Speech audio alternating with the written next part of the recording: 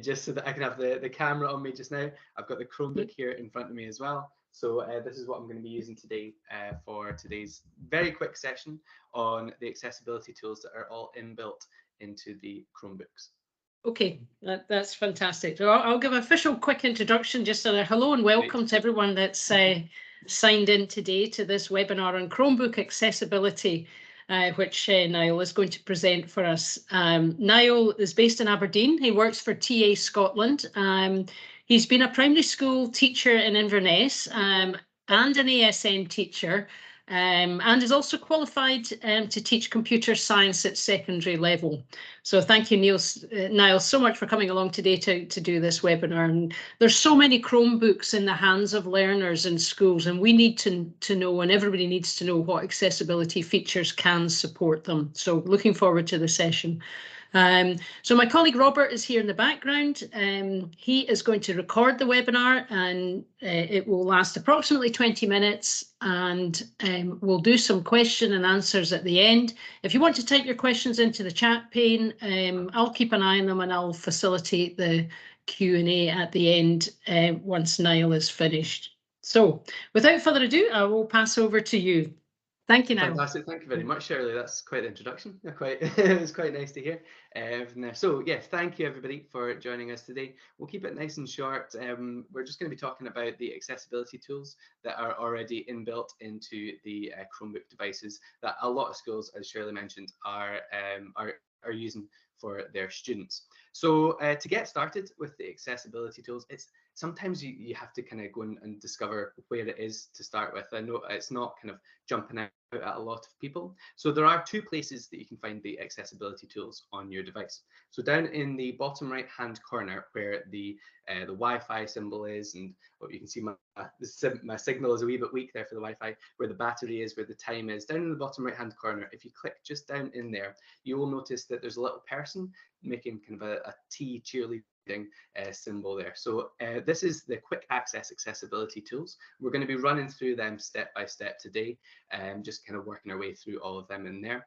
If you don't have this setting turned on instantly, so for whatever reason, sometimes when you first log into a device or into a Chromebook, the setting isn't automatically turned on for the quick access. So I'll show you what to do there. So all you need to do is click on the settings cog here, and that's going to take us into the settings. On the left hand side, you'll notice that this is where our all of our accessibility settings are. I'm going to be jumping between kind of talking about these inbuilt accessibility settings from within settings and also the quick access one. So this is where you need to turn on the quick access settings. So on the left hand side, we've got accessibility, and then from there we're wanting to show the accessibility options in quick settings. Okay, so this is going to turn on and off the little person that's making the T symbol.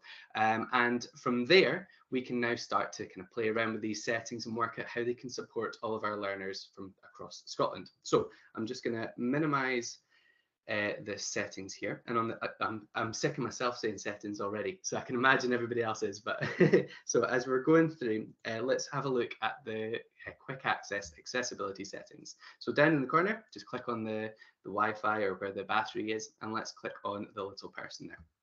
So we've got a few settings here. If you're using a device, you can use your one finger to touch on the touchpad there, and that's just going to be your click. You can use two fingers, and that's going to be your right click, or you can use two fingers up and down to scroll. You can change this as well within the settings. Down, I'll show you just in here. So if you are needing to change the direction that you scroll, then you can do that from within the settings. I know that I like to have it kind of like a phone. So as I scroll with two fingers going up, it pulls the page down. Some people in my team like to have it the opposite way, whereas if they kind of pull the page, like pull the two fingers up, the page moves up with them as well. So it's up to you how you would have those settings. So as we kind of move down, I'd mentioned how to use the touchpad to scroll. We can scroll down from the right-hand side.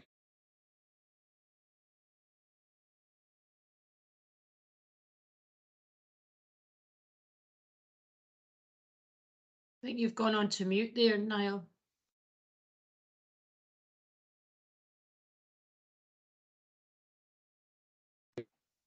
Seconds, how about that? Is that okay? That's you. Yep. Perfect. I'm not sure what happened there. That's fine. We'll roll with it. Good spot there, Shirley.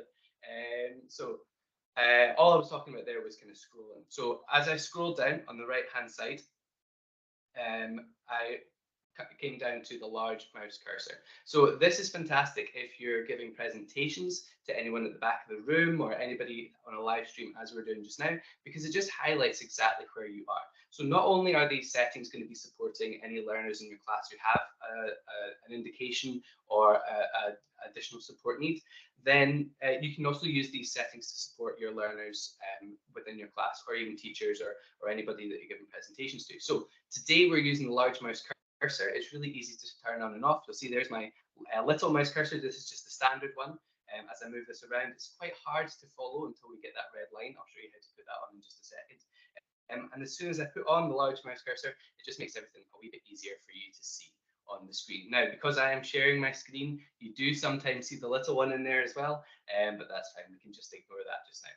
We've also then got highlight mouse cursor. So all this does is it puts the red ring around your mouse cursor, making it easy for everybody to see where you're moving to. So if I turn that off, you'll see I've just got the large mouse cursor in there. And when I turn on highlight mouse cursor, I get the red ring every time I move around the screen.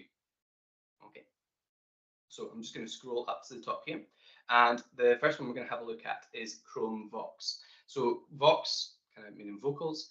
What this will do is it's going to read everything out on the page for you. So I'm going to turn on Chromebook spoken feedback. Okay. And I'm going to head to, you'll see I get a wee bar up at the top here. So this is where it's going to start reading everything on the screen to me. So when I start to click around, so I'm going to head into, oops, I did have a tab open earlier, that's absolutely fine. I'm just going to head into Call Scotland, and it's there where you go. There's a fantastic one. Using select to speak with, there we go, with the Scottish voice on a Chromebook. So I was having a look at this earlier. So you'll notice that as I pull the mic forward a wee bit, let's turn up the volume, that the Chromebook is going to start reading everything out to me. If you're following along with us today, let's just turn that volume down. If you're following along with us today, then please do have a little play around with this. Up at the top, you'll see that it's going to be, as I move my mouse around, it's going to be highlighting the words as well that it is speaking to us. So it's saying address and search bar. It's going to be a bit slow just because I'm live streaming it. That's no problem at all.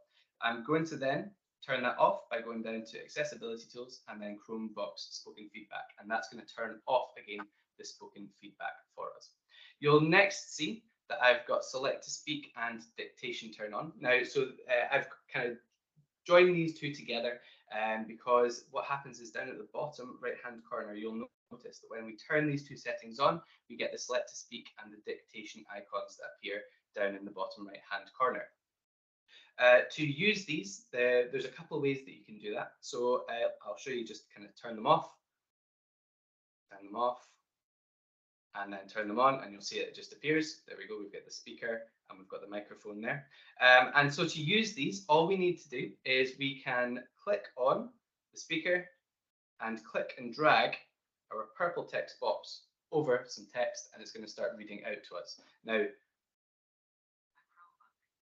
there we go. Because I'm using the two computers, I'm having to jump around with the volume. So I'm going to hit play again for you so you can hear that.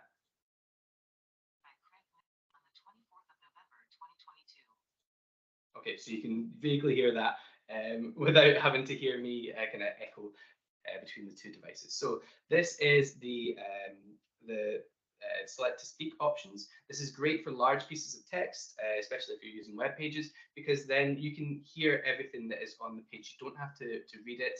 It's fantastic for learners who have English as an additional language. It's great for anybody who, at the end of the day, has just read email upon email or stories, and they just want to hear that back. It's good for picking up on spelling mistakes as well. So if you are interested in getting your students to self-mark, they can select the text that's on the page there for them, have that read out to them, and then see if any word sounds a little bit wrong or a little bit incorrect, and then they can go back and make those changes. Once you have turned on your select to speak, I'm just going to show you how to do that again. All we do down the bottom right is click on the select to speak speaker. and then click and drag over some text. I'm just going to turn up the volume again. Using select to speak with a Scottish voice on a Chromebook. I'm going to turn that down so we don't get an echo. Once we've done that, we can then skip to the next part as well. So I can hit next paragraph and it's going to start to skip to the next paragraph. And we can keep doing that as we go on. And it's just going to keep reading that web page out to us. We can adjust the speed as well that it is reading out to us. So if I hit 2 times speed and hit next paragraph. In recent years, the select to speak tool gives learners the option to hear the text on screen and highlight parts of the text to improve focus. Okay, so we can adjust how the text sounds as well. Now, if you find that the voice that is reading out to you is hard to understand, or maybe is in a different language, we can change that as well. So if I just minimize this page down and then head to the settings down at the bottom, on the left-hand side, head to accessibility and then text to speech, which is in here. So now we can head to the select to speak settings, and from within here, we can change the voice that is used. So for example, here voice, we can go system voice and we can change that to an American style voice. We've also got the eSpeak languages as well. So this is just alternatives that you can use that aren't the Chrome OS original ones. So we could choose, for example, Greek, Catalan, we've got Spanish in there, we've got French. So I'm going to type, I'm going to click French or Chrome OS French #1, and this is how this piece of text would sound in that voice. So you'll notice what happens is it reads that English, those English words, but in that kind of French voice, in that French tone. So that's not particularly what we're looking for. So let's instead head to, I'm just going to go to Google Translate, and here I've just got a nice little bit of text in here. So we're going to paste this into our voice preview, Control V to paste, Control C to copy, Control V to paste, and then hit play. Let's turn the volume back up again. Okay, and so it reads it out perfectly. This is going to be the same if I put this back to system voice. So my system voice is currently in English. If I have this read out, it's going to read the French words in that kind of French tone of voice. So it's not going to be perfect if you are reading in a different language. So all you need to do then is change the voice to the language that you are trying to read.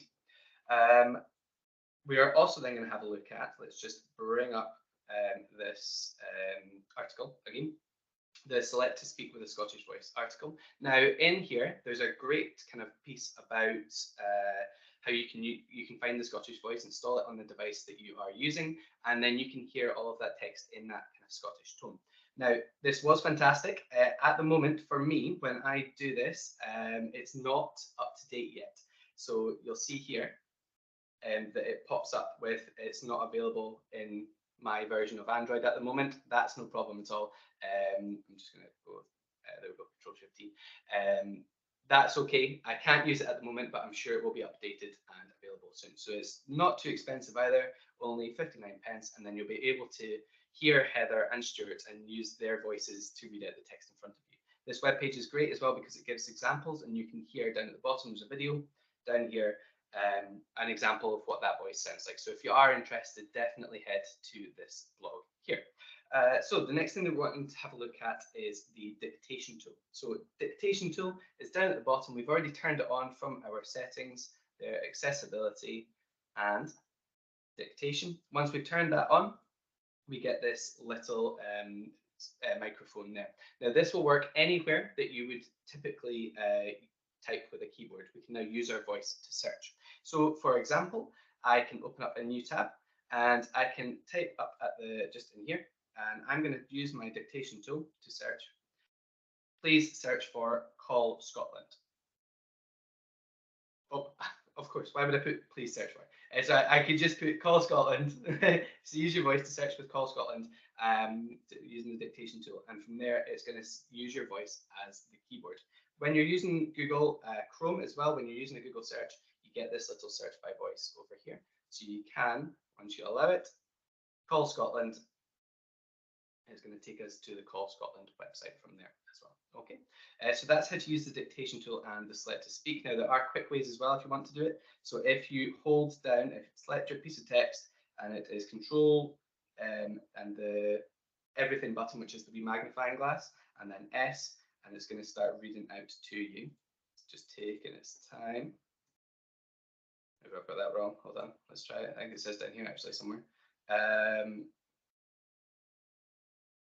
Section S. Well, let's say just section S. Let's try that. And the website, the Wi-Fi is going to be a bit slow. That's no problem at all.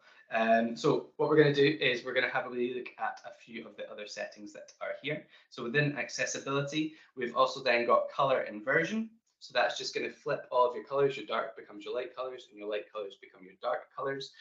This was previously called, it's changed its name very recently.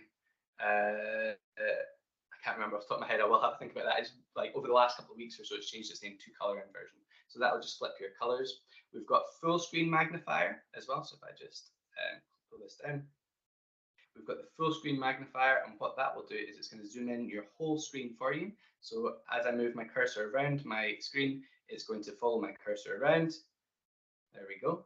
Okay, so that's going to zoom in the whole screen, and to turn it off, again, all you do is you go to the bottom right-hand corner, go to your accessibility, and scroll down to full screen magnifier. You can change the magnification levels as well from within the settings. All you need to do is go to the settings, accessibility on the left, and then we've got display and magnification. When that is turned on, you will notice as I move my cursor around, I can change that 2 times all the way up to 20 times. I'm not going to do it because it's going to take me ages to get it back to 2 times again, but you can increase and decrease the zoom levels there. We've also got the docked magnifier, so I'm just going to show you that down here in the corner. We've got the docked magnifier, and what that will do is it's going to take up the top third or so of your screen, and it's going to zoom that in for you. So as I move my cursor around the screen, you'll notice that it zooms in the top for me. So you can access kind of the standard web page at the bottom, or the Chromebook at the bottom, and then you can zoom in up at the top. I'm just going to turn that off there. A few other ones just before we wrap up there. So we've also got automatic clicks, which is a great one. If you have anybody in your class or within wherever you're working at the moment who struggles maybe with the fine motor, struggles with clicking, it's the same with the sticky keys, like they can't maybe pressing more than one key at a time is a wee bit tricky. We can use the automatic clicks to click for us. So you'll see around my mouse, it's currently recognizing that I might be wanting to click. So anywhere you put your mouse, as I scroll it around, if I hover my mouse over Google Chrome, it's going to click automatically for me. If I hover over it again, it's going to minimize it just as it would if I clicked and unclicked. I'm just going to turn that off there. So let's use the automatic clicks to head to the accessibility settings. I just have to hover my mouse over where I want it to click, and it's going to click for me. Okay. Now, a few others just before we head. We've also got mono audio, which is fantastic if you have any needs around kind of hearing and using both of your ears. You can separate, if you've got your stereo audio, you can put that into one channel and have it just come through both sides in just the one channel, so you can have your mono audio as well. And you can set, as we said earlier, sticky keys is a great one. So for example, if you're pressing Control C to copy, you could just press Control and then C, and it's going to remember that you've pressed Control previously, and then you can use the sticky keys to support your learners that way. So that is kind of a very quick introduction to the accessibility tools that are inbuilt into the Chromebooks. I've got here, you'll notice that my wallpaper is the Chromebook Roadshow Scotland. So I currently go around schools. I was up in Aberdeenshire a couple of weeks ago. We were down in Argyll and Bute, and we were in Renfrewshire and East Wren a couple of weeks ago as well. We go around the schools and we support both students and teachers with using the Chromebooks, and kind of a big focus on that is the accessibility tools, just showing people where they are and allowing people to discover them and play around with them and see what a difference the Chromebooks can make to kind of education and to the lives of our students. So if you are interested, the website is chromebookroadshow.scot, and you can just do a Google search for Chromebook Roadshow, and it'll come up. And from there, you can book us out to your school. Previously, you'll see that a couple of the councils here, they've changed at the moment. So if you are interested, just have a look on the website and let us know, and we'll be in contact. And if your school fancies a roadshow totally fully funded by Google, then we'll come out and we'll come and see you. So thank you very much to everybody for listening. I can see a couple of the questions are coming in, so I'm going to head into the questions just now. Shirley, are you going to kind of lead on the questions, or what's the best way to do this? Yes, happy to do that. Thank you very much for that comprehensive overview of the accessibility settings there. Mary Ellen is asking, what setting is used for decreasing the repeat rate on the keyboard for accidental hits on the keys? Good question. I would have to check in the settings for that, but I'm more than happy if you find me on Twitter. So my name is just Niall Ridgway on Twitter. Drop me a wee message there and I can have a wee look at them. I saw, Craig mentioned the sticky keys. I was wondering sticky keys as well, or slow keys. So I can have a wee look after this, certainly. Drop me a wee message on Twitter and I can kind of chat to you about that one there. I'm more than happy to do that. That's great, thank you. So I'd put the link into Craig's blog, the one on the how to add the Scottish voice to your Chromebook. I always think it's important for a learner who requires to use text-to-speech is that they have a voice they want to listen to. I know Absolutely. Previously we got the Chromebook voices, the default ones weren't great, so it was really nice to have that addition of a Scottish voice in there. And Paul's going to check out the situation on the new Scottish voice there.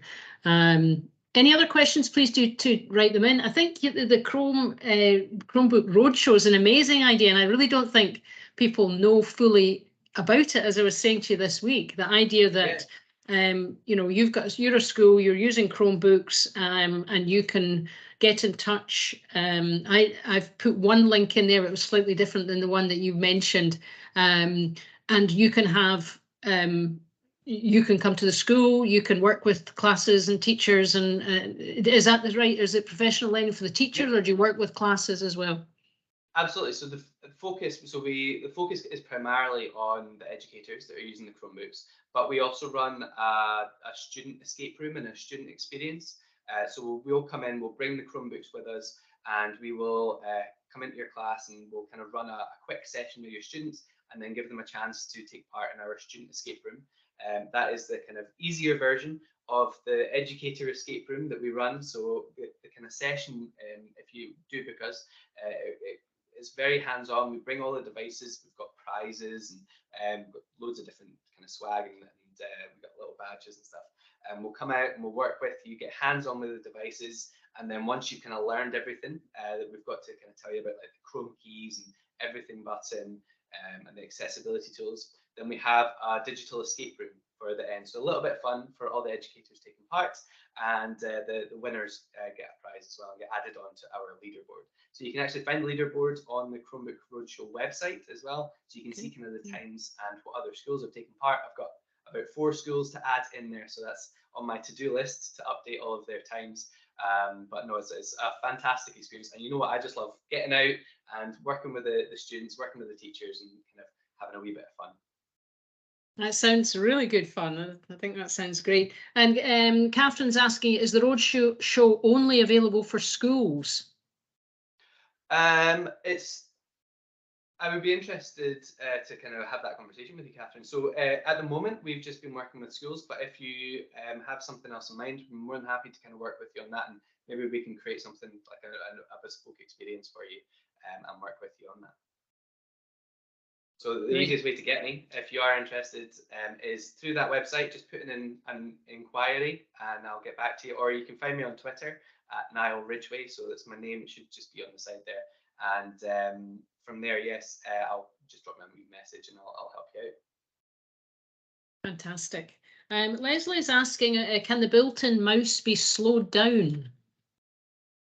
Yes, that can work. So if I go down to the settings and then on the left hand side go into accessibility, we've got cursor and trackpad, And from there, we've got mouse and let's just see mouse and touchpad settings, and then we've got mouse speed.